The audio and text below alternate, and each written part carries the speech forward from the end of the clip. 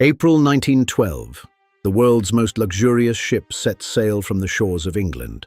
They called it unsinkable.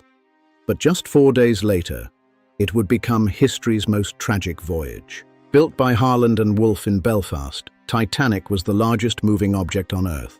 Assigned yard number 401, she was built under a gantry standing over 200 feet tall. Over 3 million rivets held her hull together, some of which would later be questioned for their strength.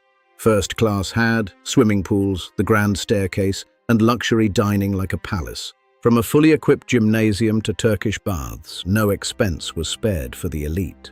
But below, third-class passengers were separated by gates, a hidden class divide. On April 10, 1912, Titanic left Southampton for her maiden voyage, carrying over 2,200 people, from millionaires to immigrants chasing new dreams. Captain Edward Smith led the voyage. This would be his final journey before retirement. But a critical mistake was made. The lookouts in the crow's nest had no binoculars. Multiple iceberg warnings were received, but many were tragically ignored. Wireless operators were so busy with personal messages that urgent warnings were pushed aside. The SS Californian was close enough to help, but its radio went silent for the night. April 14th, 11:40 p.m. An iceberg appears suddenly out of the darkness. The ship turns, but it's already too late. The iceberg tears open the hull, water floods in, and Titanic's fate is sealed. There weren't enough lifeboats, only enough for half the people on board. A planned lifeboat drill had been cancelled earlier that morning, leaving the crew unprepared.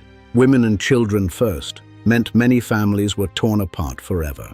Among them were the Navratil orphans, whose father placed them in the last boat. The band kept playing, even as the deck tilted beneath their feet. Chief Baker Charles Juggin survived for hours in the freezing water, one of the last to leave. Titanic rises, then breaks in two. People jump into freezing water. Most survive only minutes before hypothermia. In just 2 hours and 40 minutes, the unsinkable ship disappears into the ocean. White Star Line chartered ships for the grim task of recovering victims from the Atlantic. Over 1,500 lives lost. Days later, the RMS Carpathia arrives to pick up the few who survived. The tragedy led to the first international safety laws, requiring lifeboats for everyone. Today, the wreck remains a haunting memorial on the floor of the North Atlantic. 14 years before the disaster, a novella called Futility was published. It eerily predicted a giant, unsinkable ship called the Titan, striking an iceberg in the North Atlantic in the month of April. Titanic wasn't just a disaster. It was a lesson the world would never forget.